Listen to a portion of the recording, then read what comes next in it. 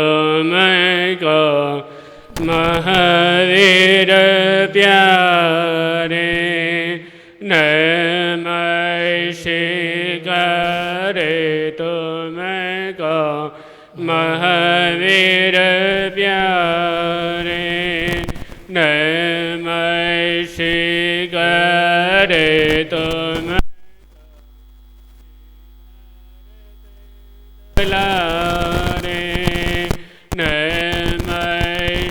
नमस्कार तुमको सिद्धार्थ दुलारे नमस्कार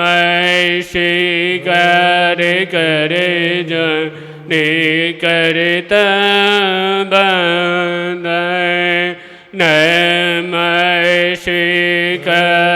करे जने करता बंदन नमस्कार तुमको तिस लगे नमस्कार तुमको तिस लगे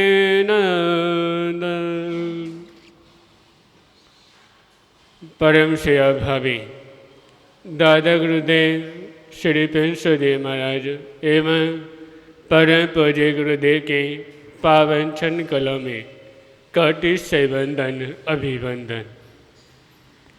मंच पर विराजमान साध्वी मंडल एवं उपस्थित धर्म पेवंदों, आप कुछ देर लिए स्मरण करेंगे तीन महापुरुषों के बारे में जिन्होंने इस देश के लिए, जब अपने देश के लिए, अपने भारत माँ के लिए आज के दिन जो फांसी के ऊपर चढ़े थे, इन्हीं 23 सितंबर मार्च को जिन्होंने अपनी धरती माँ के लिए कुर्बानी कर दी। और तीन महापुरुष भगत सिंह, राजगुरु और सुखदेव, जिन्होंने अपनी माँ को नहीं देखा कि हमारे घर में हमारी माँ बैठी हुई है, हमारे घर में हमारे परिवार बैठा हुआ है, को क्या था कि अपने देश को आजाद करवाना, अपने देश के अंग्रेजों से क्या मुक्ति दिलवाना। जिन अंग्रेजों ने हमारे देश को जो इतना कर रखा है, को अंग्रेजों को इस देश से भगवा कर अपने यहाँ पे क्या उनको क्या अपने देश को आजाद करवाना है।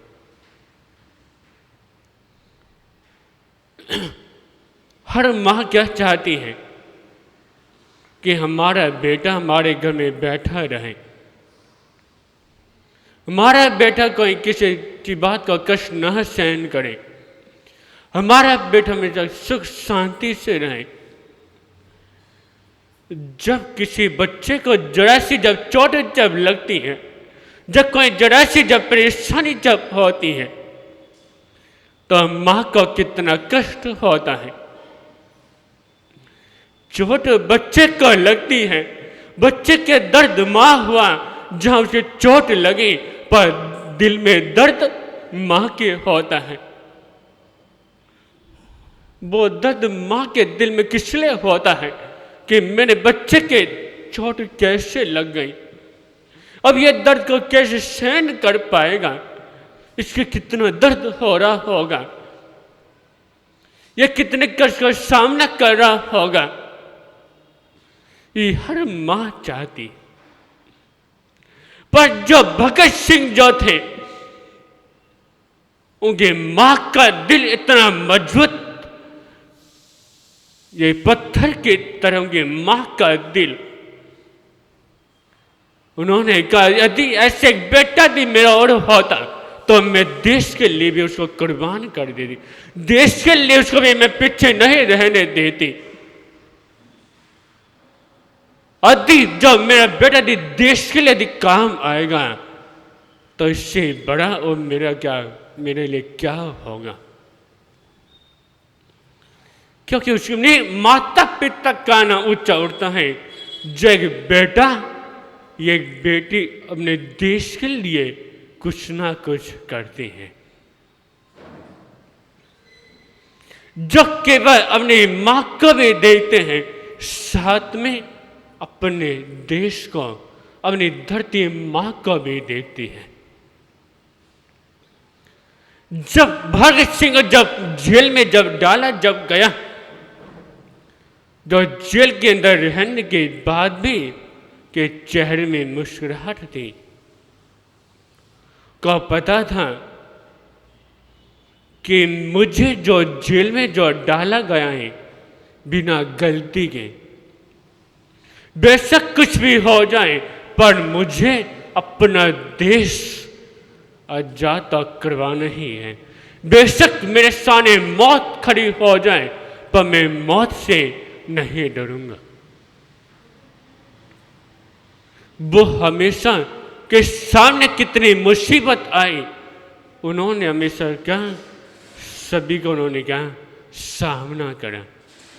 उनके जो दो मित्र थे, राजगुरु और सुखदेव, उन्होंने भी सोचा जब हमारा मित्र जब देश के लिए जब फांसी के ऊपर चढ़ रहा है, फिर हम भी पीछे क्यों रहे।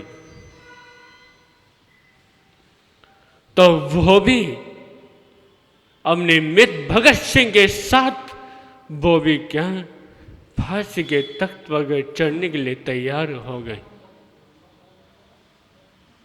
वो किसके लिए, गम ने किसके लिए, कि अपनी धरती मां के लिए। पर आज जितने भी नारियां होती हैं, सभी चाहते हैं कि एक इस देश में भगत सिंह जैसे बेटा जरूर हो, सुभाष चंद्र जैसे बेटा जरूर हो, पर हमारे घर में नहीं, दूसरों के घर में।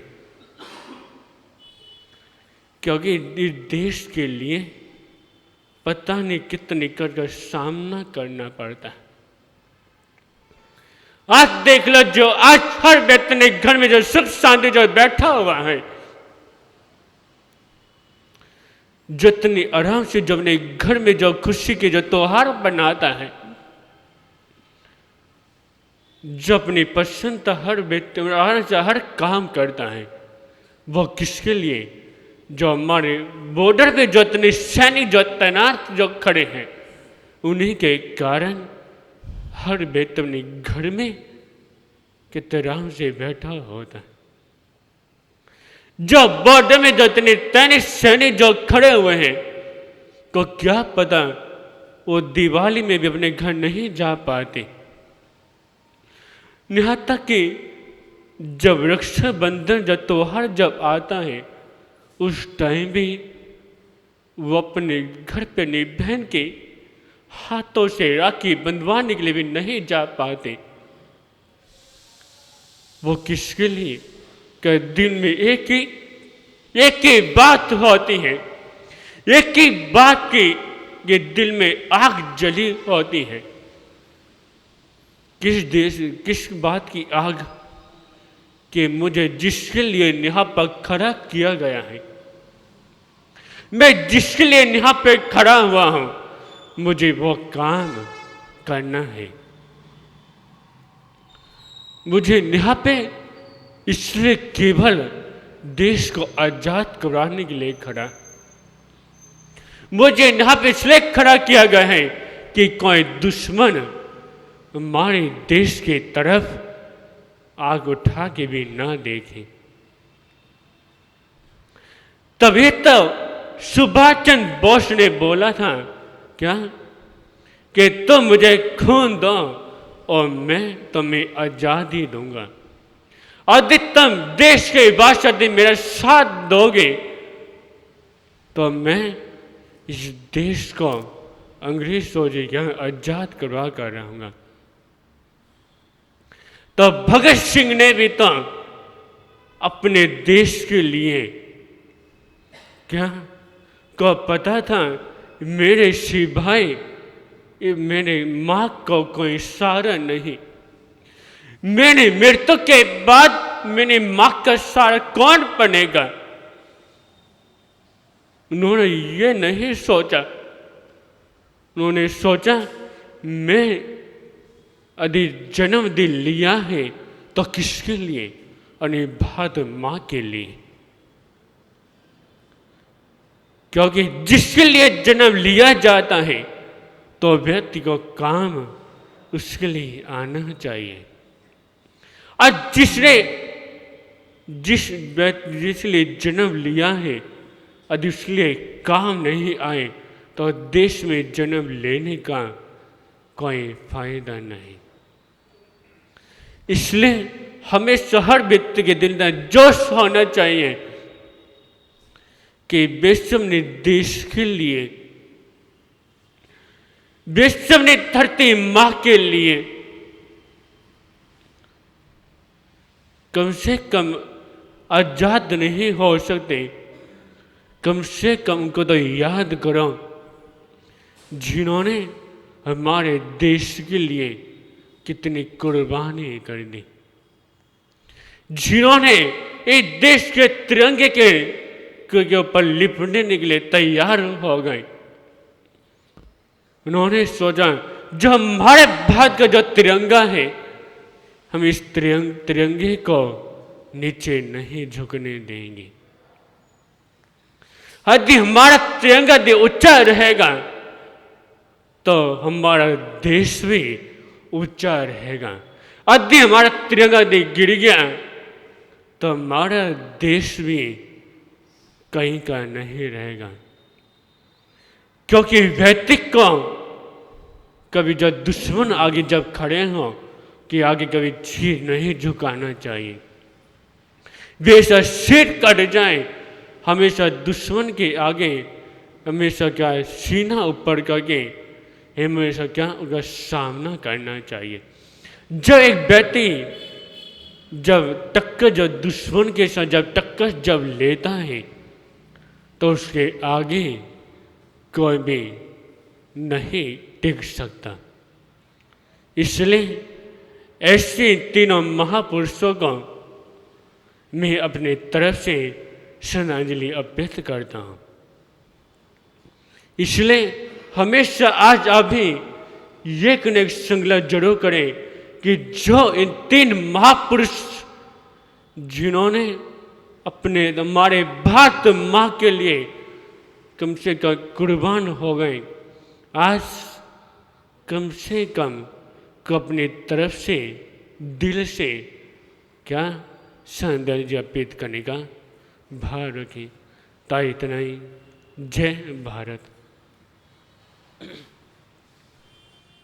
भेष में जिस भेष में जिस परिवेश में रहूं, नमो अरिहंत नमो अरिहंत नमो अरिहंत कहूँ। जिस शान से जिस नाम से जिस जाने में रहूं, नमो अरिहंत नमो अरिहंत नमो अरिहंत कहूँ। जिस प्यारे से जिस ख्वारे से जिस संसार में रहूं, नमो अरिहंत नमो अरिहंत नमो अरिहंत।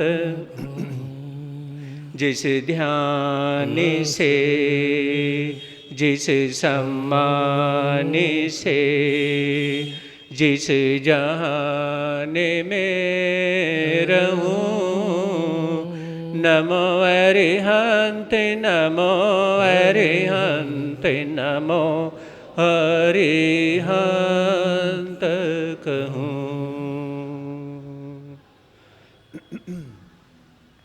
है समय नदी के धार के जिसमें सब बह जाया करते हैं। है समय बड़ा तूफान परवल पर्वत झुक जाया करते हैं। अक्सर दुनिया के लोग समय में चक्कर खाया करते हैं, लेकिन कुछ ऐसे होते जो इतिहास बनाया करते हैं, इतिहास बनाया करते हैं। चरम तीर्थंकर शरमण भगवान महावीर स्वामी के चरणों में कोटि से वंदन अभिवंदन। पूज्य गुरुदेव के पावन चरणों में असीम आस्था के साथ कोटि से वंदन अभिवंदन। मंच पर सवाईमान साध्वी जी महाराज साहब, धर्म प्रेमी बंधुओं, सुन रहे हैं आप लोग चरम तीर्थंकर शरमण भगवान महावीर स्वामी की कथा। और ये कथा सिर्फ आप लोगों के लिए नहीं, हम सभी के लिए भी अनुकरणीय है। जब भी किसी आत्मा का कल्याण होगा ना, तो वो सिर्फ छोटी सी बात से होगा, एक छोटी सी कहानी से होगा। किसी भी आत्मा का कल्याण कभी गूढ़ ज्ञान से नहीं होता, समझ रहे हो ना? कभी भी गूढ़ ज्ञान से, 25 बोल से, 33 बोल से, 67 बोल से, 9 तत्वों से, है ना, जो शास्त्रों में गूढ़ ज्ञान भरा पड़ा है, उस ज्ञान से कभी आत्मा का, किसी आत्मा का क्या है, ज्ञान या उसे समझ नहीं आएगी। जब भी समझ आएगी छोटी सी बात से आएगी, है ना। जब भी समझ आएगी कहानी से आएगी। मैं आपको याद दिलाना चाहूंगा, आपने जब स्कूल की पढ़ाई की होगी तो उसमें आपने तुलसीदास, सूरदास, है ना, ऐसे बहुत सारे संतों की कविताएं या बहुत सारी चीजें आपने पढ़ी होगी, सुनी होगी। उन्होंने, चाहे मीरा है, चाहे राधा है, चाहे सूरदास हैं, चाहे तुलसीदास हैं, गौर फरमाइएगा, तो इन सभी ने कर्मयोगी श्री कृष्ण के द्वारा बताई गई गीता के बारे में कभी नहीं बोला। हाँ जी, पश्चिम बिहार वालों, गौर फरमाओगे, इन्होंने कभी भी गीता के बारे में सुनाने का, बोलने का इनका प्रयास, बोलो तो, नहीं रहा। इनका प्रयास जो रहा कर्मयोगी श्री कृष्ण की बाल लीला को बताने का, निखारने का, संवारने का और आप लोगों को देने का, यानी कि एक प्रकार से प्रसाद के रूप में खिलाने का ये रहा कि आप बाल लीला को स्वीकार करें। वो बाल लीला उन्होंने इतनी ज्यादा, जो पुराने ऋषि हुए, मुनि हुए, महात्मा हुए, उन सभी ने मिलकर के कर्मयोगी श्री कृष्ण की बाल लीला के बारे में बोलते गए। उसके बाद संत आए, वो बोलते गए। जितने भी महापुरुष आए वो सभी बाल लीला के बारे में बोलते चले गए और आज तक बाल लीला के बारे में बोलते हैं। और फिर लड्डू गोपाल भी आ गए, है ना, लड्डू गोपाल आ गए, आपके हाथों में आ गए। जिसने कभी अपनी केयर नहीं करी, जिसने कभी सास की केयर नहीं करी, जिसने बहू को बहू मान करके स्वीकार नहीं करा, आज लड्डू गोपाल को स्वीकार कर लिया, है ना, स्वीकार कर लिया। मैंने 20 साल 25 साल पहले मैंने देखा था कभी लड्डू गोपाल, उसमें कितना नाम था, लेकिन आज यही मैं कहना चाहूंगा कि बाल लीला के बारे में बोला। हमारे यानी कि भगवान महावीर का ज्ञान सर्वोपरि है, लेकिन कभी भी हमने बोलने का, आप लोगों ने सुनने का, आप लोगों ने जानने का, कभी बाल लीला के बारे में जानने का या उनकी कथा जानने का, उनकी कथा सुनने का कभी प्रयास, बोलोगे हेल्प मी, बोलोगे, कभी नहीं किया, कभी नहीं किया। आज इसलिए महावीर के उपासक इसलिए महावीर के अनुयायी, इसलिए महावीर के मार्ग पर चलने वाले इसलिए कम है क्योंकि बाल लीला के बारे में नहीं बोला गया।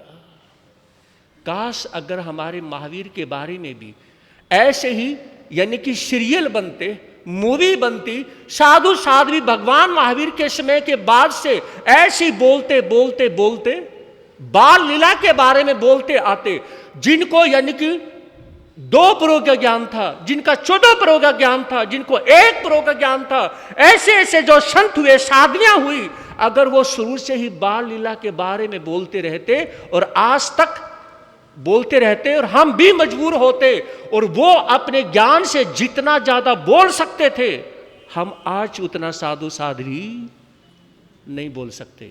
हमें नई चीजें मिलती सुनने को, नई चीजें मिलती पढ़ने को, नई चीजें मिलती हमें सुनाने को। तो आज बाल लीला के बारे में सुना और बोला जाता तो भगवान महावीर के उपासक, उनके अनुयायियों की भीड़ लगी होती है ना। ये मैं आपको बताना चाहूंगा। अगर आपके दिमाग में बात आ जाए कि उनके अनुयायी कम क्यों हैं, वो इसलिए है, समझ गए। कथा से जीवन संवरता है, कथा ही है। आपको बताना चाहूंगा, एक पंचतंत्र संस्कृत का ग्रंथ है, उसमें शेर चीते भेड़ियों की, चीते ने उसको ये कहा, चीता क्या बोलेगा, वो सारी कहानियां झूठी हैं। कुछ समझ आ रही है बात। पंचतंत्र में कहानी शिक्षाप्रद है, एक भी कहानी बुरी नहीं है, सारी कहानियां अच्छी हैं, शिक्षाप्रद कहानियां हैं। लेकिन शेर चीते को क्या बोलेगा, वो क्या भाषा में समझाएगा। लेकिन समझाने की दृष्टि से है ना, वो कहानियां और उसमें क्या कि शास्त्र उड़ेल दिया और वो एक बहुत अच्छा ग्रंथ बन गया। जब किसी को संवारने के लिए, किसी को सजाने के लिए, किसी की जिंदगी को निखारने के लिए कहानी सुनाई जाती है, भले ही वो झूठी हो लेकिन वो कल्याणकारी होनी चाहिए, समझ गए। तो कहानी कभी गलत नहीं होती। लेकिन महावीर की कहानी 100% सच्ची है। 27 भाव, 27वें भाव से यानी कि पहला जो भाव है ये तीर्थंकर का भाव है, यानी कि तीर्थंकर का बीज यहां जन्मता है। देखिए 27वां जो भाव है, भगवान महावीर का जो भाव है वो तो है बहुत अच्छा, लेकिन उससे भी अच्छा कहो, बीज ही नहीं होगा तो वृक्ष कहां से होगा, है ना। तो सबसे पहला जो भाव है वो नैसार का भाव, और नैसार का भाव मतलब विचार करेंगे कृतज्ञता का भाव। कौन सा भाव, कृतज्ञता का भाव। यूं विचार करिए, कृतज्ञता के पथ पर, जब आप कृतज्ञता के पथ पर चलते हो, यूं समझिए आप परमात्मा की गोद में हो, आप परमात्मा के नजदीक हो, और नैसार जो है वो कृतज्ञता के पथ पे आ जाता है। लेकिन कब आता है, आप कुर्सी को थोड़ा आराम से कर लो, शोर करना जरूरी तो नहीं है ना। इधर भाई लोग कर रहे हैं ऐसे खिसका के, जैसे पता नहीं कुर्सी 40-50 किलो की हो। तो मैं कहना चाहूंगा कि विचार करिए, नैसार का भाव कृतज्ञता का भाव है, और जिस इंसान के अंदर कृतज्ञता नहीं आई वो कभी तीर्थंकर का भाव प्राप्त नहीं कर सकता, कभी तीर्थंकर के रास्ते पे नहीं चल सकता। इसलिए कृतज्ञता के, याद रखना, आप जैसे भी हैं थोड़ी सी कृतज्ञता अपने अंदर बनाए रखिए, है ना।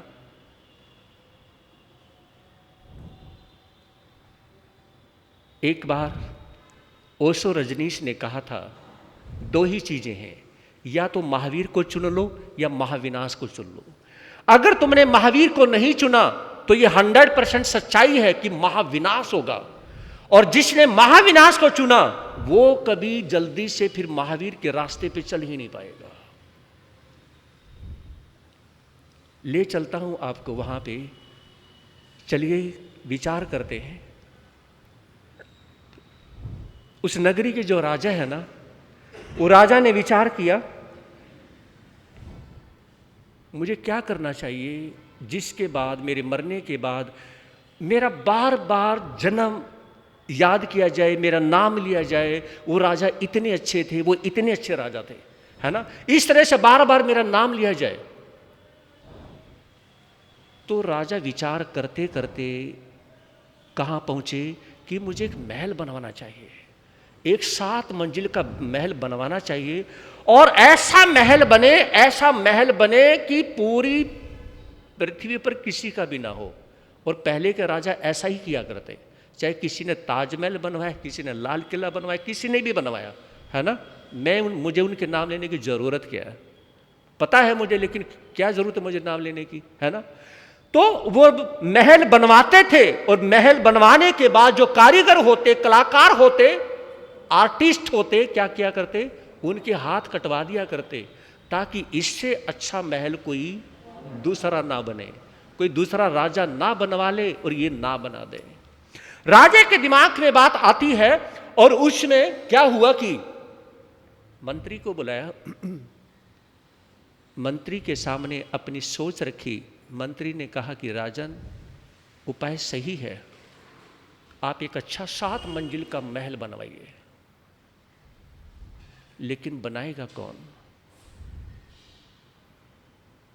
काम कोई करता है, नाम किसी का होता है। बनाने वाले कारीगर होते थे, है ना, और नाम राजा का होता था। ताजमहल बनाया किसी और ने और नाम किसी और का हुआ। यही समाज में होता है कि करता कोई और है और नाम किसी और का होता है। यह भी पुण्य की बात है। किसी के कोई हाथ गोडे पेलने के बाद भी नाम नहीं होता, और किसी के द्वारा बहुत ज्यादा करने के बावजूद भी नाम नहीं, और कोई कुछ नहीं करता उसका फिर भी नाम हो जाता है। ये इसके पुण्य की ही बात है। तो उसमें मंत्री ने कहा कि कोई बात नहीं, मैं ऐसे कलाकारों को ढूंढता हूं, एक ऐसी आर्टिस्ट की मंडली को ढूंढता हूं। और उसमें एक आर्टिस्ट की मंडली, एक कलाकारों की मंडली को ढूंढा गया, और उसमें मंत्री जो वहाँ पर जाते हैं तो उनसे बात होती है। उनको बुलाया गया राजमहल में कि आप राजा के पास पहुँचें और राजा के सपने को साकार करें। वो कलाकारों की पूरी मंडली राजसभा में पहुँच जाती है, और पहुँचने के बाद में क्या हुआ, तो उसमें राजा ने पूछा कि आप लोगों में, जो कलाकारों में से कोई ऐसा कलाकार है जो मेरे सपने को साकार कर सकता है? मैं 7 मंजिल का ऐसा महल बनवाना चाहता हूं, ऐसा इतना सुंदर महल बनवाना चाहता हूं कि लोगों की आंखें थके ना देखते देखते। अब मंडली बैठी हुई है सामने, एक दूसरे का मुंह देखते हैं, कौन बनाएगा, है ना। तो उन सभी में से कलाकारों की जो मंडली थी, उसमें उनके जो गुरु थे, उनके जो हेड थे, वो खड़े होते हैं। कहा कि राजन, ये कार्य मेरा वो सामने एक शिष्य बैठा हुआ है, वो कर सकता है। यहां तक कि जो आपने सोचा है और जो आपने नहीं भी सोचा, उससे भी कहीं ज्यादा, आपके सपनों से भी बाहर की कोई बात हो, उससे भी ज्यादा अगर कोई महल बना सकता है तो वो मेरा शिष्य है, जिसका नाम है नैसार, वो बना सकता है। तो नैसार, अब गुरु ने इशारा किया, नैसार खड़े होते हैं। नैसार जब सभा में खड़े होते हैं, मंडली में खड़े होते हैं, और उस समय राजा ने नैसार को आगे बुलाया। नैसार आगे आइए। पास में बुलाया, क्या आप मेरे सपने को साकार कर सकते हो? तो उस समय नैसार ने कहा, राजन, सपना तो साकार होगा ही, आपकी इच्छाओं से परे, आपके सपनों से परे, जो आप सोच नहीं सकते, मैं वैसा महल बना सकता हूं। जब ये बात कही, उस समय, हाँ जी, विचार, सारे जो कलाकार बैठे रहे थे ना, उनकी गर्दन, जो उनके गुरु थे, उसकी गर्दन धड़ाम नीचे झुक जाती है। उन्होंने विचार किया कि जब नैसार बैठा था, खड़ा हुआ था, उस समय नैसार नेचुरल था, सरल था, लेकिन अब वो राजा के पास में जो उसने बोला है, अब उसमें ईगो आ गया है।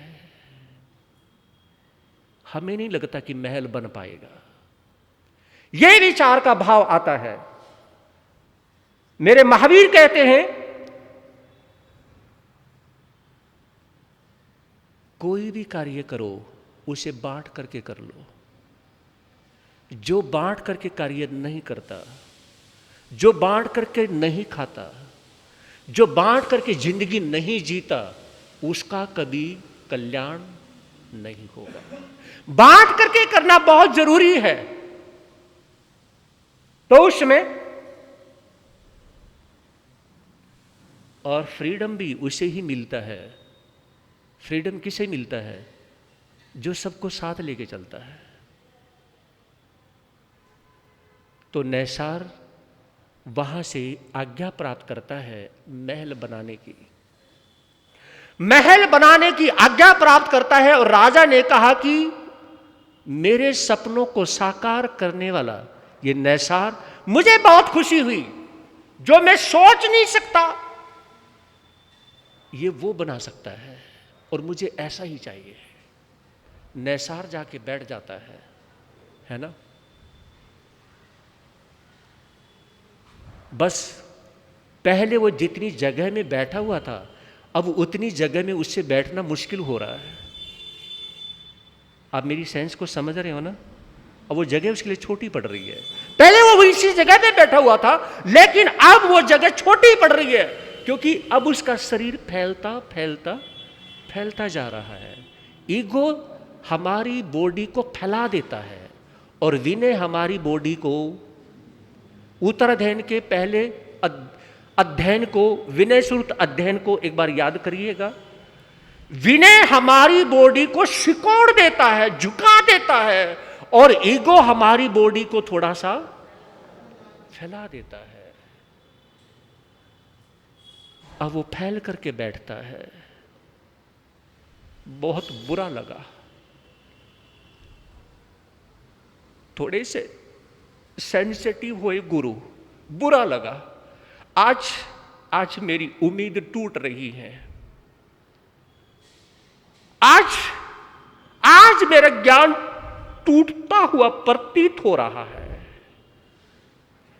आज मेरी नॉलेज मिट्टी में मिलती हुई प्रतीत हो रही है।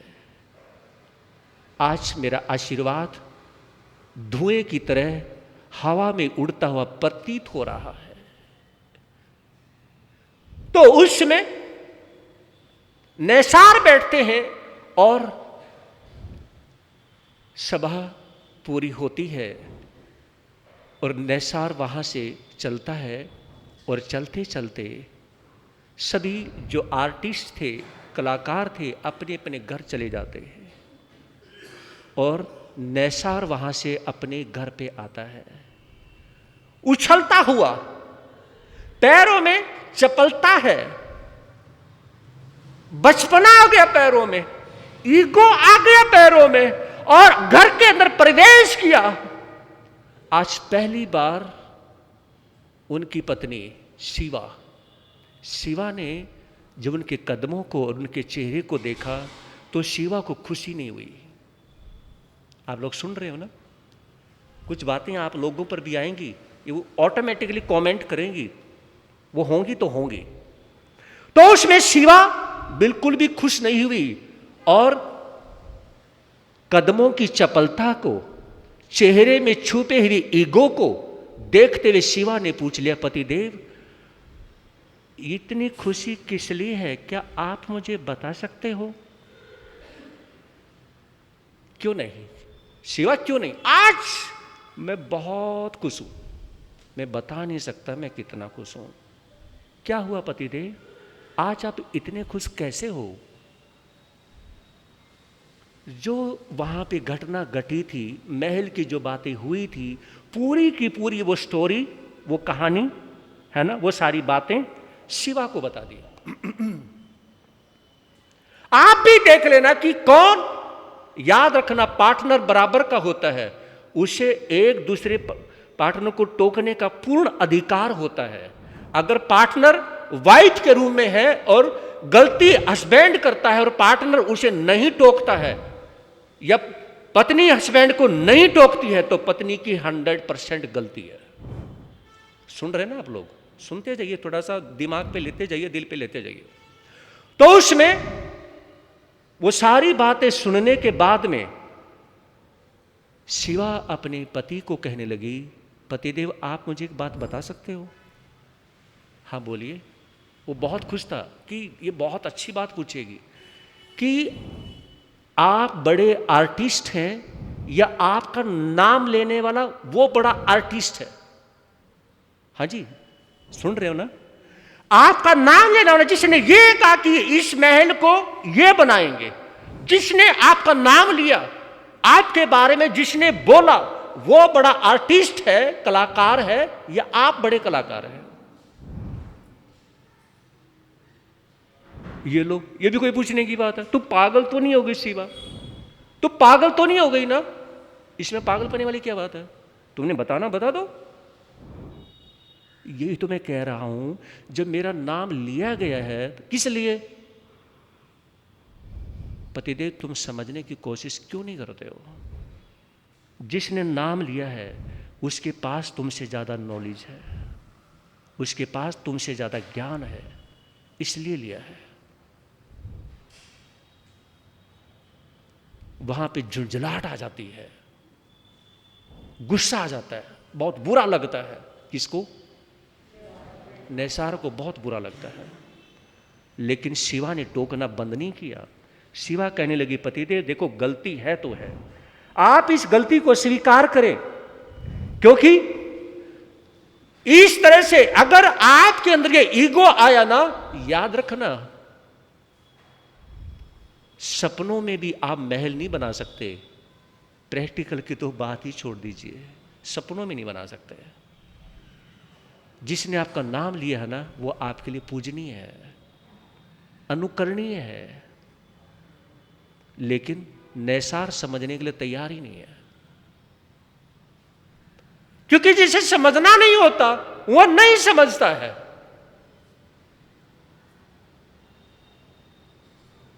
नैसार को झुंझलाहट आती, कहने लगे प्रिय तुम हमेशा ही मेरे साथ टोका टोकी जरूर करती हो, कोई भी बात होती है आप समझाने लग जाती हो। समझाने वाला व्यक्ति हमेशा बुरा होता है ना? और समझने वाला व्यक्ति हमेशा अच्छा होता है, लेकिन समझने वाला व्यक्ति गलती से होता कहाँ है? तो उसमें वहां से नैसार खाना पीना खा पी करके और महल बनाने के लिए चल पड़ता है। महल बनाने के लिए जब वो चलता है और जब महल बनाने की कोशिश करता है, थोड़ा सा कहीं बना दिया, थोड़ा सा कहीं बना दिया, थोड़ा सा कहीं बना दिया, अब वो बना नहीं पा रहा है। 2 दिन हुए, 10 दिन हुए, 15 दिन हुए, 20-25 दिन हुए, तो एक रोज राजा का संदेश मिलता है। राजा ने कहा नैसार को कि नैसार मैं देखूं तो सही महल कितना बन गया है, थोड़ा बना है। कहा कि राजन आप थोड़ा सा रुकिए। कहा कि अरे देखने में क्या दिक्कत है, वो तो मुझे पता है कि अभी बना नहीं है ना? राजा वहां पर पहुंचते हैं और पहुंचने के बाद में देखा कि सब कुछ बिखरा पड़ा है, कहीं कहीं 2-4 जगह थोड़ा थोड़ा कुछ कुछ बना रखा है। राजा को थोड़ा बुरा लगा। राजा ने कहा कि नैसार क्या कर रहे हो तुम, ये क्या कर रहे हो? ये कोई महल बनाने वाली कोई बात है, कोई तरीका ही ऐसा? ऐसे कोई महल बनता है? एक सिरे से तुम बनाना शुरू करो, तुमने थोड़ा सा वहां जाके बना दिया, थोड़ा वहां बना दिया, ये कोई महल नहीं बनता है।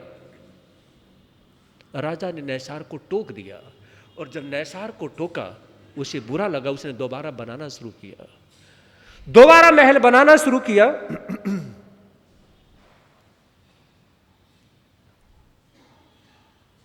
क्योंकि अहंकार पे चोट लगी थी। मैं आपसे एक सवाल पूछ लूं, थोड़ा गौर करना, बिल्कुल इजी है, इजी तो है, बताने में बहुत मुश्किल भी है। वो ये है कि आपको ये पता है कि रामनवमी कब आती है? समझ रहे हो ना? मैंने ये प्रसंग जो बीच में उठाया ना, उसका रीजन है।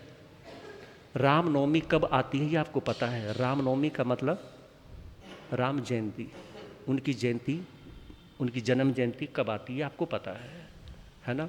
उनकी पुण्यतिथि का नहीं पता। रावण की जन्म जयंती का पता है किसी को? क्या हुआ, इतने साइलेंट क्यों हो गए? दुर्योधन की जन्म जयंती का पुण्यतिथि का पता है किसी को? कुछ तो बोलो ना। कंस की जन्म जयंती का पुण्यतिथि का पता है किसी को? हमारी माता श्री कह रहे कि नहीं पता किसी को। बड़े ध्यान से सुनती हैं ये, किसी को नहीं पता। इसका मतलब क्या है? इसका मतलब ये है, जो महापुरुष होते हैं ना, उनकी जन्म जयंती का सबको पता होता है ना?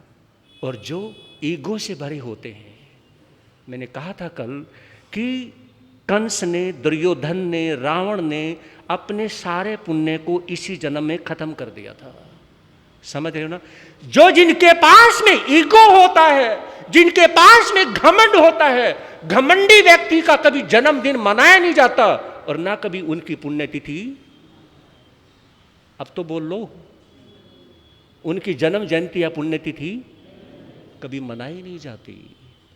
इसलिए किसी को रावण की जन्म जयंती का, पुण्यतिथि का किसी को भी, हाँ जी, किसी को नहीं पता। ना कंस की जन्म जयंती का पता, ना दुर्योधन की जयंती का किसी को पता। कहने का तात्पर्य कि जो महापुरुष हुए, जिनके नाम का, जैसे कि रावण है, जिनके नाम का डंका बजा है, और यह कहा जाता है इतिहास में कि राम से भी ज्यादा ज्ञान रावण को था। यह सुनने को मिल जाता है, लेकिन जन्म जयंती का नहीं पता। राम से ज्यादा ज्ञान रावण को था, लेकिन जन्म जयंती का उनका नहीं पता है। इसका मतलब ये हुआ क्या? अगर एक दार्शनिक लहजे में मैं बात कह दूं, है ना, एक सेंस लेकर के बात कहूं, तो वो दार्शनिक लहजे की बात यह है कि राम की जन्म जयंती इसलिए मनाई जाती है कि राम कभी मरता नहीं, और रावण की जन्म जयंती इसलिए किसी को पता नहीं क्योंकि रावण कभी जिंदा रहता नहीं। रावण कभी जिंदा रहता नहीं और राम कभी मरता नहीं। जो जिंदा रहता नहीं उसकी जन्म जयंती क्यों मनाई जाएगी, और जो कभी मरता नहीं उसकी जन्म जयंती ना मनाई जाए, कभी ऐसा होता नहीं। समझ गए ना आप लोग? क्योंकि रावण मर चुका है, लेकिन राम आज भी जिंदा है। रामचरितमानस के माध्यम से जिंदा है। मर्यादा पुरुषोत्तम भगवान राम बोलते हैं, इसलिए वह जिंदा है। आज भी लोगों के दिलों में, संस्कारों के रूप में, मर्यादा के रूप में आज भी वो जिंदा है। मातृ पितृ भक्त के रूप में आज भी जिंदा है, लेकिन रावण किसी भी रूप में आज जिंदा नहीं। वो किसी भी रूप में जिंदा नहीं। रावण मर चुका है, लेकिन राम आज भी जिंदा है। इसलिए मरे हुए की जन्म जयंती कब तक याद रखोगे? 2 साल, 10 साल, 100 साल, कब तक? उसके तो भूल ही जाएंगे। क्योंकि मरा हुआ व्यक्ति जो मर ही चुका है वो कब तक रहेगा? जिंदा आंखों के सामने दिखाई देता है और मरा हुआ व्यक्ति कभी दिखाई नहीं देता।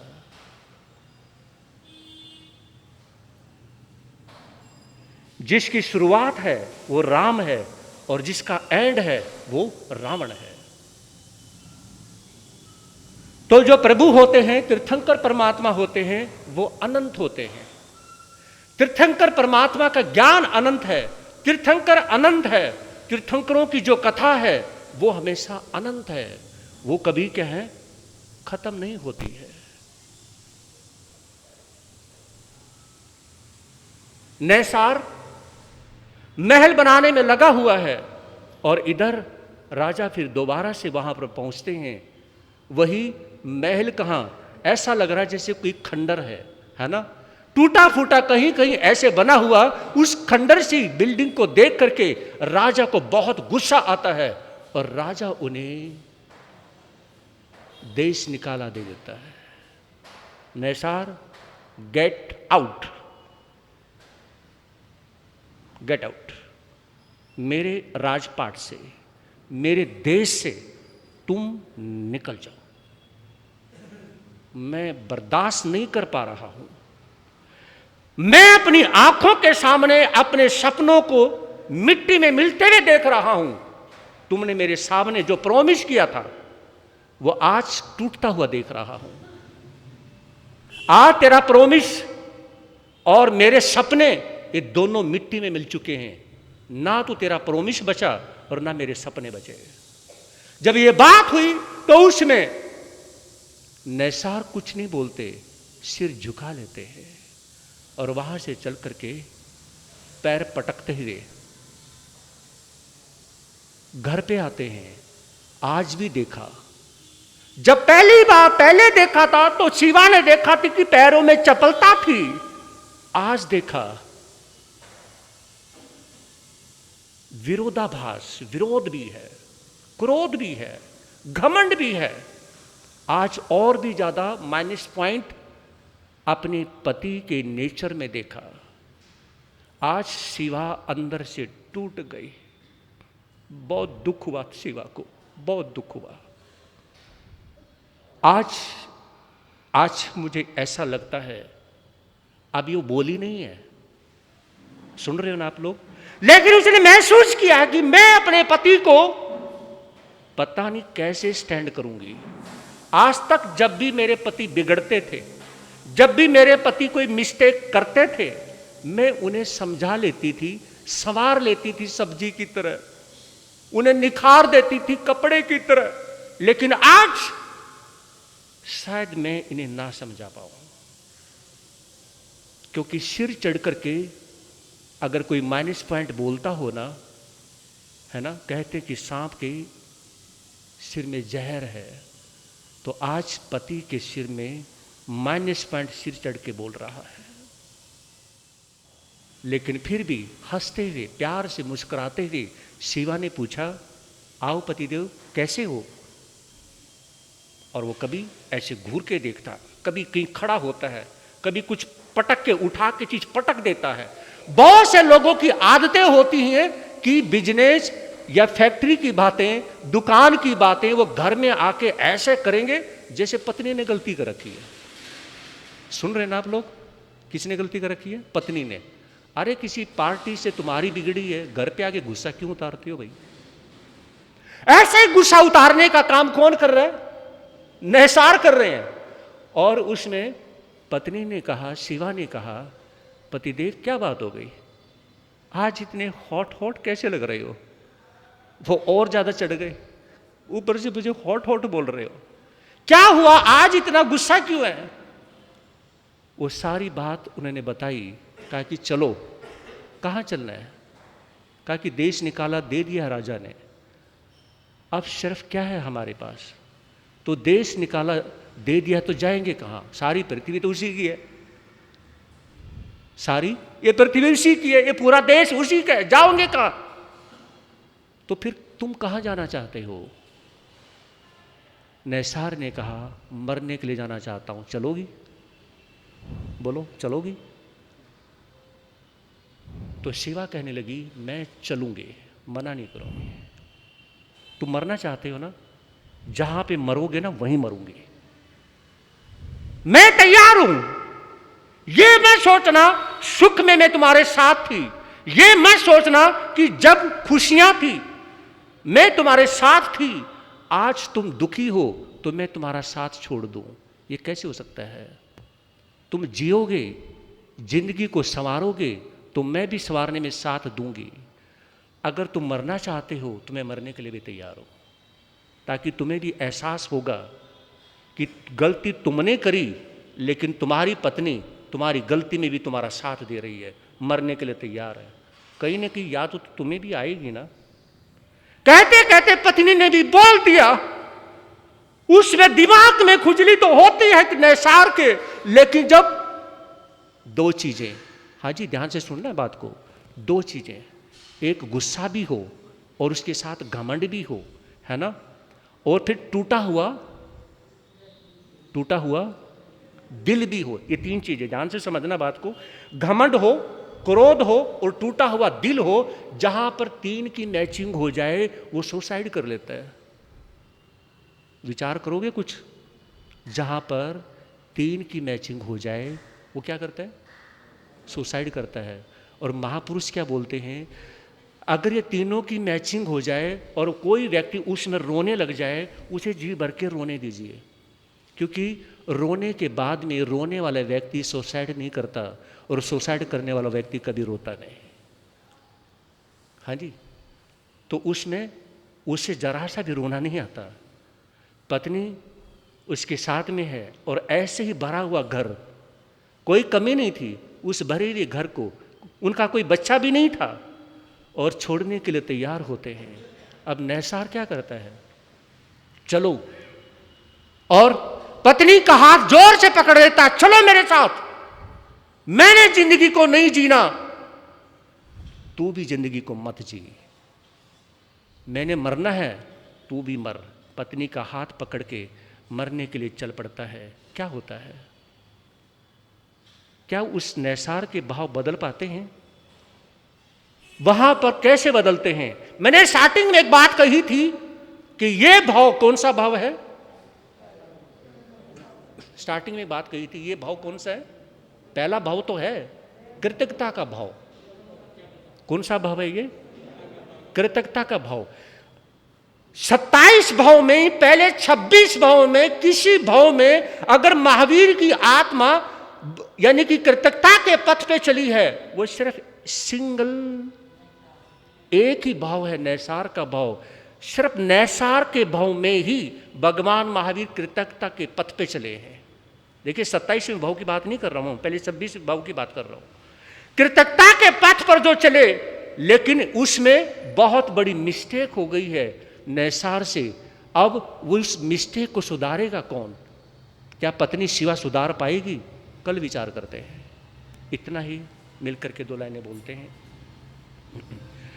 100 वर्ष की जिंदगी से अच्छे हैं, अच्छे हैं धर्म के 2-4 दिन। मिलकर के बोलिए, 100 वर्ष की जिंदगी से अच्छे हैं, अच्छे हैं धर्म के 2-4 दिन। जिंदगी की हर खुशी से अच्छे हैं, अच्छे हैं धर्म के 2-4 दिन।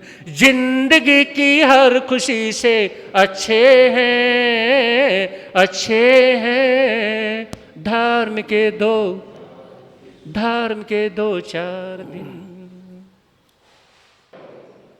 भगवान महावीर स्वामी का संदेश। हिंदुस्तान। आज की धर्म सभा में आप लोगों के सामने क्रांति और शांति की बात करना चाहूँगा। सवेरे घरों की फर्सना करने के बाद जिस समय जैन स्थानक में पहुंचना हुआ, तो भाई अश्विन जी ने कहा कि महाराज जी, देश का दुर्भाग्य देखिए, आज भगत सिंह का शहीद दिवस है, राजगुरु का शहीद दिवस है और सुखदेव सिंह का शहीद दिवस है। नवभारत टाइम्स अखबार स्थानक में रखा हुआ था ऊपर। एक भी लाइन इन महापुरुषों के प्रति उसमें नहीं है, एक लाइन भी उन महापुरुषों के प्रति नहीं है, जिनकी कुर्बानियों के कारण हम यहाँ शांति से बैठे सुन रहे हैं, सुना रहे हैं।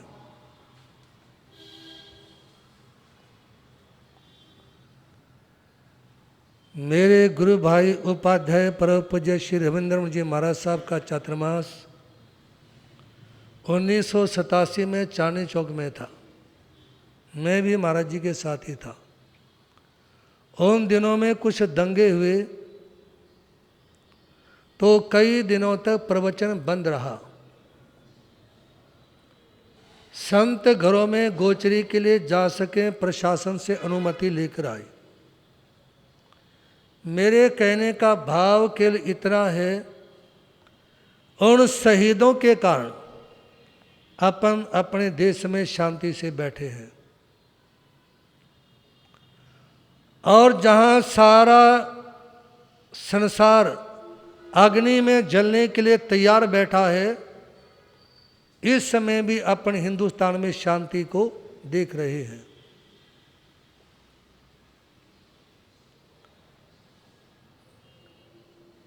निवेदन ये करना चाहूँगा आप लोगों के सामने, हम लोगों को, आप लोगों को अपने देश के लिए अपनी जान देने के लिए तैयार रहना चाहिए, खून देने के लिए तैयार रहना चाहिए।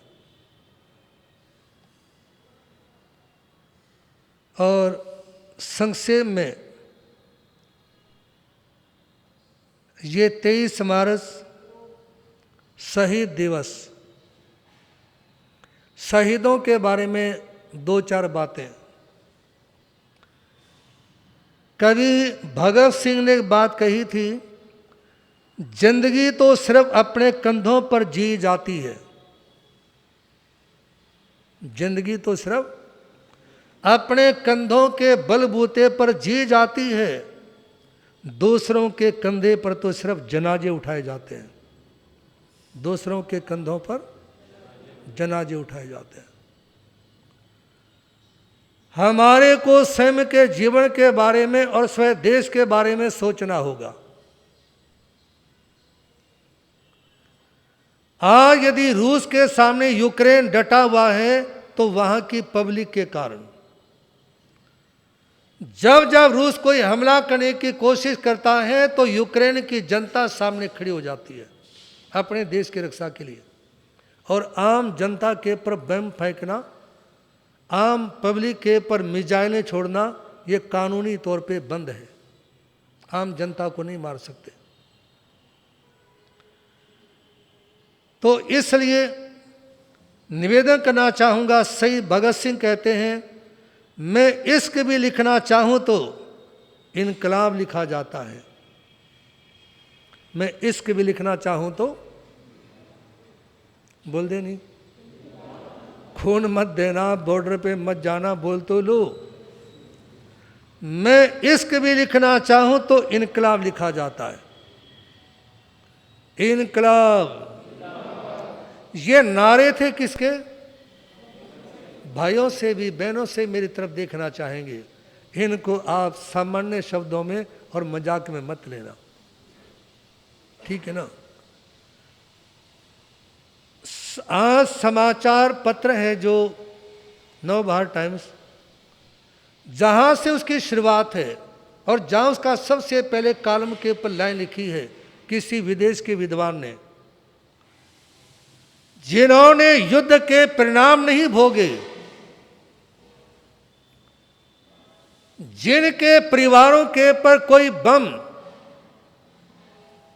मिसाइल इत्यादि नहीं गिरी, जिनका परिवार समाप्त नहीं हुआ युद्ध के बीच में, उन लोगों को ये पता नहीं होता कि युद्ध के परिणाम कितने भयंकर होते हैं।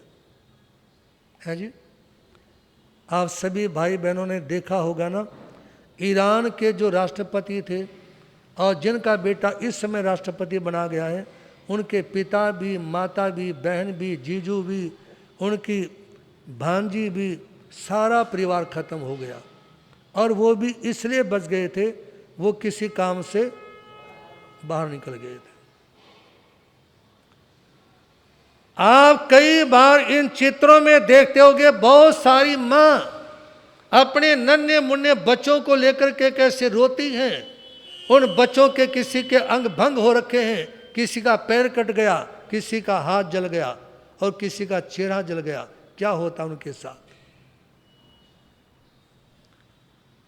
लिख रहा हूं मैं अंजाम जिसका कल आगाज आएगा। लिख रहा हूं मैं अंजाम जिसका कल आगाज आएगा। मेरे लहू का हर एक कतरा इनकलाब लाएगा। मेरे लहू का हर एक कतरा। वैसे तो वर्तमान समय में देश में गद्दारों की संख्या ज्यादा है और देश में शहीदों की संख्या बहुत कम है। हमें स्कूल में चले गए, मैंने वैसे ही बच्चों के सामने पूछ लिया कि वो बच्चे हाथ खड़े करेंगे यदि हिंदुस्तान को उनके खून की जरूरत है तो अपना खून दे सके। एक बच्चे ने हाथ उठाया, बाकी सबके हाथ सब। और पूछना चाहूंगा आप लोगों में से वो कौन कौन है जो अपने देश के लिए खून दे सकते हैं? हाथ तो उठा लो, इसमें तो जोड़ नहीं पड़ता, ना देना है जी। क्योंकि बहुत सारे बहाने भी लगा देते हैं, मेरे को शुगर है, मेरे को बीमारी है, वो अन्य चीज है। देखिए, रक्तदान करना दूसरे को जीवन दान देना, और दूसरे को जीवन दान देने का मतलब अपने को जीवन दान देना। मेरे पास में ये सुदर्शन भी बैठे हैं और एक सहदेवमणि है। ये तकरीबन 4 महीने में 3 महीने में अपना रक्तदान करते ही रहते हैं। मैं भी कोशिश करता हूँ, अभी समालका में भी दिया है रक्तदान। दूसरी बार देना था, डॉक्टर ने लिया नहीं कि 6 महीने से पहले नहीं लेते। लेकिन आप लोग भी, और जिस समय समालका मंडी में ब्लड कैंप लगाया ना, वहां की बहुत सारी बहनों ने रक्तदान किया। हालांकि इधर हाथ उठे, इधर हाथ नहीं उठे रक्तदान के लिए, लेकिन वह बहुतों ने रक्तदान किया और वो सारा रक्त आर्मी के पास भिजवाने का प्रयास किया गया। वो देश के सैनिकों के काम आए। मुझे तन चाहिए ना धन चाहिए, बस अमन से भरा ये वतन चाहिए। कौन बोलते हैं? भगत सिंह। कौन बोलते हैं? राजगुरु। कौन बोलते हैं? सुखदेव सिंह। वो सभी शहीद ये बोलते हैं, मुझे तन चाहिए ना धन चाहिए, बस अमन से भरा ये वतन चाहिए। जब तक जिंदा रहूं इस मातृभूमि के लिए, जब तक जिंदा रहूं। आप लोगों ने देखा होगा ना, खेल गांव में क्या खेल खेला गया था, है जी। बंधुओं से, माता बहनों से पूछना चाहूंगा, लंबा समय नहीं हुआ उस बात को, कितना टाइम हो गया? खेल गांव में आतंकवादियों ने जो गोलियां चलाई, कितने लोगों का जनसंहार वहां पर हुआ। तो निवेदन आपके सामने कि जब तक जिंदा रहूं इस मातृभूमि के लिए, और जब मरूं तो तिरंगा ही कफन चाहिए। जब मरूं तो, हजारों मरते हैं लोग, लाखों लोग रोजाना मरते हैं, लेकिन तिरंगा उनको मिलता है जो शहीद होते हैं। तिरंगा किन को मिलता है? जो शहीद होते हैं। और जब मैं शहीदों की बात करता हूं तो मेरे को मेरे से बड़े वाले भाई की याद आ जाती है, क्योंकि वो भी 15 अगस्त 1995 को देश की सीमा के पर शहीद हुआ। और ये शरीर काम आना चाहिए, चाहे देश के काम आ जाए, चाहे धर्म के काम आ जाए, चाहे कौम के काम आ जाए, ये जिंदगी काम आनी चाहिए। यदि देश, धर्म और काम, कौम के काम आ गए तो आपका जीवन सार्थक है। अन्यथा ना जाने कितने जन्म लेते हैं और कितने जन्म लेते हैं और कितने मरते हैं। कभी वतन के लिए सोच कर देख लेना, कभी मां के चरण चूम करके देख लेना। कौन सी मां? कौन सी मां? भारत मां।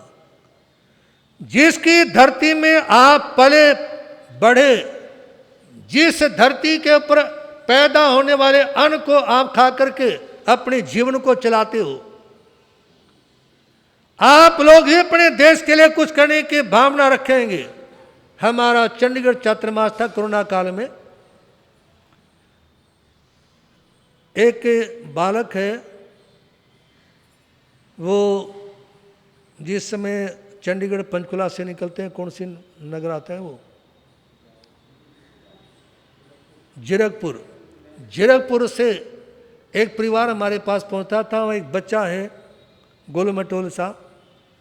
उसने कहा कि महाराज जी, मेरी मम्मी ने, पापा ने, दादा दादी ने साल भर में जितना भी मेरे को जेब खर्च दिया है ना, वो मैंने सारा इकट्ठा कर रखा है। और आज मैं 15 अगस्त के दिन जो देश के लिए, सेना के लिए जो खाता खुला हुआ है ना, हमारे देश की सुरक्षा के लिए जो संभाला जाता है, वो सारे पैसे उस बच्चे ने उस समय, समझ नहीं आई बात। आप लोग भी जो देश का खाता उस समय दान दिया करो। कभी थोड़े बहुत कपड़े कम खरीद लो, थोड़े जेवर कम ले लो और सुविधाएं कम ले लो, लेकिन देश है तो धर्म है, और देश नहीं है तो धर्म भी नहीं है। मेरे को अब बोलना तो नहीं चाहिए और धीमी आवाज़ में बोलना चाहूँगा। आप उत्तम नगर में देख लें, हाँ जी, सेना भी लगी है, वहाँ पर क्या हुआ और कितने सारी ऐसी घटनाएं घटती हैं, आई नहीं समझ में। और चारों तरफ दुनिया को जो माहौल बना हुआ है, कोई पता नहीं ये जो लड़ाई है विश्व युद्ध के अंदर भी बदल सकती है। और जिस समय 2-4 दिन पाकिस्तान के साथ में संग्राम हुआ था ना, क्या कुछ हो गया था 2-4 दिन में। यदि वो लंबा चल जाता तो हमारे देश के साथ तो कोई भी देश नहीं था, और एक आतंकी देश के साथ में दुनिया भर के देश थे। समझ आ रही बात? ध्यान दिया करो इन बातों की तरफ, क्योंकि यदि हमारे कोई साथी नहीं है तो हम वैसे ही बर्बाद हो जाएंगे, और यदि साथी हैं किसी के तो उनका कोई बिगाड़ नहीं सकता। एक हरियाणवी कहावत है, जिनका ऊंचा बैठना जिनके मीत दीवान, उनका दुश्मन क्या करे जिनका खेत नीचा। समय तो हो चुका है और टाइम भी ज़्यादा लेना ठीक नहीं है, क्योंकि रोज़ाना आप लोगों को समय पर छोड़ा जाएगा। समय पर आप लोग भी पहुंचने का प्रयास करें। बस इतना सा ही आप लोगों के सामने क्रांति के बारे में सुना, और शांति के बारे में इतना सा ही निवेदन करना चाहूँगा, सिर्फ इतना सा कि प्रत्येक बुद्धों में से एक नमी राज ऋषि, जिनके सामने एक घटना घटित होती है और उससे घटना को देखने के बाद उनके मन में विरक्ति के भाव पैदा हो जाते हैं। अभी गृहस्थ के प्रवेश में मिथिला नगरी के राजमहलों में खड़े हुए हैं। कौन? नमीराज। मिथिला नगरी के राजमहलों में खड़े हुए हैं, विरक्ति के भाव हैं। विरक्ति को देखते हुए देवलोक से शक्रेंद्र ब्राह्मण के प्रवेश में नीचे उतरते हैं और उनके सामने बारी बारी से 10 प्रश्न करते हैं, 10 क्वेश्चन उठाते हैं उनके सामने। ये सारी चर्चा कल से आप लोग श्रवण करेंगे। और बड़े सुंदर बोल हैं उन लोगों के लिए जो धर्म को समझते हैं, बड़े सुंदर बोल हैं उन लोगों के लिए जो अपनी आत्मा का कल्याण करना चाहते हैं, बड़े सुंदर बोल हैं उन लोगों के लिए जो इस जीवन को सार्थक करना चाहते हैं, इस जीवन को सार्थक करना चाहते हैं। आइए प्रवचन प्रारंभ से अंत तक सुनने का प्रयास करें। प्रवचन ठीक 8:15 बजे प्रारंभ हो जाता है, ठीक समय पर आप लोगों को छोड़ दिया जाता है। समय पर आएंगे तो आपकी भी दुकान बढ़िया चलती रहे, हमारी भी दुकान बढ़िया चलती रहे। बस इतना है। आपकी जो दुकान है उस समय शरीर के मतलब की चीज़ें बेची जाती हैं, और हमारी जो दुकान है उस समय आत्मा के मतलब की चीज़ें, आत्म कल्याण के मतलब की चीज़ें बेची जाती हैं। ये मीठा प्रेम प्याला कोई पिएगा किस्मत वाला,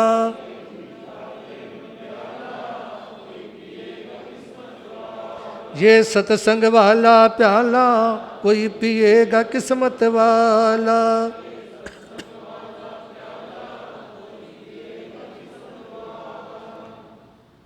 केवल दो बातें संक्षेप में निवेदन करना चाहूँगा। एक तो भगवान महावीर कथा पर आधारित 30 मार्च को इसी प्रवचन हाल में प्रवचन के बाद में परीक्षा ली जाएगी और प्रथम द्वितीय एवं तृतीय स्थान लेने वालों को उस समय पुरस्कृत किया जाएगा, सम्मानित किया जाएगा। दूसरी बात आप लोगों के सामने निवेदन करना चाहूँगा, तुम्हारी कोई गिनती नहीं, तुम्हारी किसी की भी कोई गिनती नहीं, हमारी भी कोई गिनती नहीं। इस हिंदुस्तान में चाहे कोई भी सरकार आ जाए, चाहे कांग्रेस हो, चाहे भाजपा हो, चाहे सजपा बसपा, कोई भी सरकार हो, ना तुम्हारी गिनती है ना हमारी गिनती है। आप लोगों को एक कड़वी सी बात कहना चाहूँगा, बहुत कड़वी बात, लेकिन वो अपने जीवन को बदलने के लिए। आज रामनवमी है, उसकी भी बधाइयाँ लिखी हुई हैं नेताओं की तरफ से, सांसदों की तरफ से, निगम पार्षदों की तरफ से। हनुमान की जयंती है तो उसकी बधाई के भी बोर्ड सारे इलाके में लगे हुए हैं। भगवान महावीर ने ऐसी क्या गलती कर दी जो महावीर जयंती भी इसी महीने में है। इन सभी महापुरुषों के बीच में 2-2, 3-3 दिन का गैप है। रामनवमी, हनुमान जयंती और महावीर जयंती, इनमें 2-2 दिन का गैप है। यदि ये सांसद, यदि विधायक एक लाइन उस समय और जोड़ दें कि महावीर जयंती की भी हार्दिक बधाई, लेकिन गलती ना उन सांसदों की है, गलती ना उन निगम पार्षदों की है, गलती है आप लोग जितने भी समाज के ठेकेदार बने हुए हो, जितने भी आप अपने को चौधरी मानते हो, आप सब लोगों की गलती है और माता बहनों की भी गलती है। आप लोगों को एक आवाज़ उठानी चाहिए। जिन लोगों को तुम वोट देते हो उनको कहना चाहिए कि हमारी समाज की क्या गलती है, भगवान महावीर की क्या गलती है। जो औरों को तुम बधाई देते हो, रामनवमी की बधाई देते हो, हनुमान जयंती की बधाई देते हो, गुरु नानक जयंती की बधाई देते हो, ईद की बधाई देते हो, अन्य जो महापुरुषों की जन्म जयंती की बधाई देते हो, हमारे को उनसे कोई नाराजगी नहीं है कि उनको बधाई क्यों देते। लेकिन हमारी शिकायत ये है कि भगवान महावीर की जयंती की बधाई देने में क्या दिक्कत है। और ये समाज के जो चौधरी हैं, ये उनकी गलती मानता हूं मैं। पश्चिम बिहार के नहीं, केवल सारे हिंदुस्तान में किसी काम के नहीं। जो जैन समाज के नेता हैं, जो जैन समाज के अधिकारी हैं, पदाधिकारी हैं, चाहे महिला मंडल के हों चाहे पुरुष मंडल के हों, किसी काम के नहीं है। मेरी बातें आप लोगों को कड़वी लग रही होंगी, लेकिन जिन लोगों को तुम वोट देते हो, जिन लोगों को तुम चंदा देते हो, क्या तुम अपनी जबान से उनको बोल नहीं सकते? मेरी तरफ तो तुम कड़वे कड़वे देख लोगे कि क्या बोला है महाराज जी हमारे थानक में बैठ के। उनको नहीं बोल सकते तुम। उनको बोलने में दिक्कत क्या है? जब तुम चंदा भी देते हो, उनको पैसा भी देते हो, उनको वोट भी देते हो, क्यों नहीं बोल सकते उनको कि भगवान महावीर की जन्म जयंती की बधाई भी साथ में लिखो? वो भाई बहन हाथ उठाएंगे जिनकी नसों में जैन धर्म का खून बहता है, वो हाथ उठाएं। क्यों झूठ बोलते हो?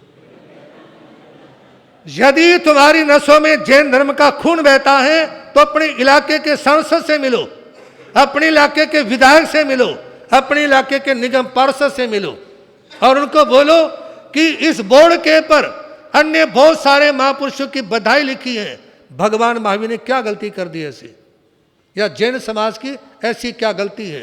क्यों नहीं लिखा जाता हमारे भगवान की बधाई के बारे में? मेरी सोच ठीक है गलत? आप लोग बताओ एक बार। यदि ठीक है तो मैं आगे भी बोलता रहूंगा, और यदि गलत हो तो आगे से चुप रहेंगे अपन। हैं जी? हैं जी? इस बारे में मैं स्वदेश भूषण जी को और अन्य जो लोगों को कहना चाहूँगा कि जाएं, अपने इलाके के सांसद से मिले, विधायक से मिले, निगम पार्षद से मिले और बोले उनको कि अभी भी टाइम है, आप महावीर जयंती के बोर्ड भी लगाओ। और यह भी हो सकता है तुम्हारे साथ वो कह दे कि तुम बनवा के टांग दो अपने आप, ऐसा भी हो सकता है। लेकिन एक व्यक्ति मैंने देखा है जिसको प्रेरणा दी, उन्होंने करवाया। हमारा जब जमुना पार्क में चातुर्मास था, शास्त्री पार्क के प्रधान धर्मपाल जी को कहा, उन्होंने सांसद को, विधायक को टोका और सारे इलाके में संवत्सरी के क्षमा अर्चना के बोर्ड सांसद की तरफ से लगवाए गए, विधायक की तरफ से लिखवाए गए। जब किसी को कोई बोलेंगे, एक कहावत है ना कि बिना रोए तो माँ भी दूध नहीं पिलाती, बिना रोए तो मम्मी भी दूध नहीं पिलाती। तो जब तक वहाँ रोगे धोगे नहीं, कोई बोलोगे नहीं, तो कौन सुनेगा। और आसपास में किसी का ऑफिस हो तो मैं भी साथ में चलने के लिए तैयार हूँ। किसी विधायक का, सांसद का ऑफिस है, आप लोगों को दिक्कत हो, बोले हम बोल देंगे साथ में चलो, और साथ में भी नहीं चलाओ फिर दिखा देना, मैं खुद ही जाके बोल दूंगा। सच को बोलने में दिक्कत क्या है, ठीक है ना, इसका ध्यान रखेंगे। संक्षेप में बिल्कुल सूचना, ताकि और समय पे ही रोजाना छोड़ा जाता है। ये सूचना अनिवार्य थी महावीर जयंती को लेकर के। और मैं तो कहना चाहूँगा, मेरे दिल में तो इस बात का दर्द है कि क्यों नहीं महावीर जयंती की बधाइयाँ लिखी जाती। हर साल बोलने का प्रयास रहता जिन क्षेत्रों में होती है, लेकिन हमारी समाज के लोग ऐसे हैं जिनके कान पे जूं नहीं रेंगती, जिनके कान पे जूं नहीं रेंगती। वो सुनते हैं, गर्दन हिलाते हैं और उसके बाद में पल्ला झाड़ के सीधे अपने घर की तरफ चले जाते हैं और बोलते हैं जय श्री राम। भगवान महावीर के बोलिया करो, भगवान महावीर स्वामी का संदेश जीने दो। तथा आपके स्वास्थ्य की शुभ मंगल कामना करते हैं। इस महावीर कथा के सभा में आए हुए सभी भाई बहनों और मातृशक्तियों को सादर जय जिनेंद्र। जैसा गुरुदेव ने फरमाया कि आज 23 तारीख है, गुरुदेव ने क्या फरमाया सभी को ज्ञात है, और हमारे शहीदों को, जो अपना गुरु भगत सिंह, सुखदेव जी, राजगुरु जी का आज उनका शहीद हुए थे, हम अपनी तरफ से, आप सब की तरफ से उनको वंदन नमन करते हैं। और जैसा रोज़ गुरुदेव सवेरे 6:15 साढ़े 6 के लगभग आपके घरों की फर्शना करने के लिए जाते हैं, और बीच में A5 SFS के जो घर पड़ते हैं, कल वहाँ का भाव है, तो जो भाई बहन हैं उनका वो अपना ध्यान रखें कि मुल्तान नगर, हरी सिंह पार्क और A5 SFS जो फ्लैट्स हैं उसमें गुरुदेव का भाव है फर्शने का। तो आप सब लोग भी उससे जागृत रहें और कृपया जो साथ में चलें तो और बहुत अच्छा होगा। और सभा के बाद आप सबसे निवेदन है कि आराधना कक्ष में महामंत्र नवकार का जो है वहाँ सब लोग मत्था टेक कर ही अपने गंतव्य स्थान के लिए जाएंगे, और निरंतर भोजन और जलपान की व्यवस्था आप सबके सहयोग से निरंतर चल रही है, तो अवश्य ही उसको लेकर हम अनुग्रह करेंगे।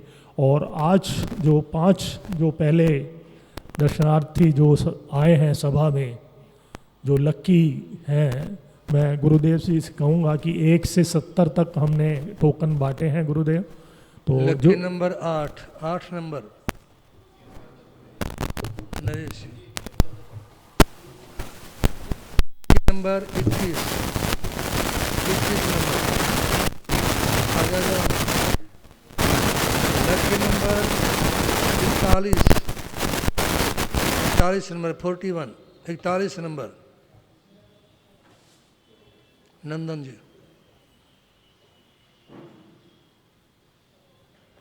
नीचे रख दो, नीचे रख दो, नीचे। लकी नंबर 65 नंबर,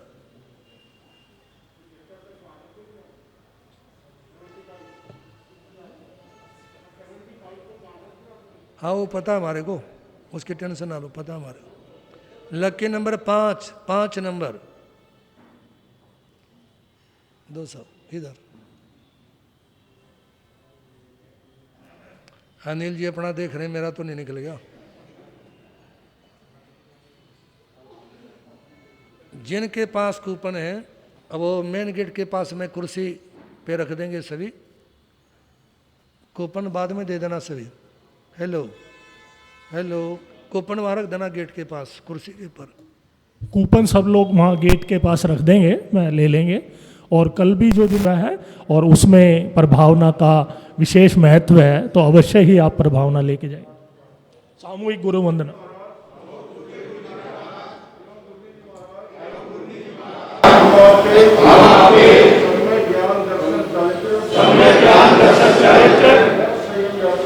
संयम यात्रा एवं शरीर की सुख साता पूछते हैं और आपके स्वास्थ्य की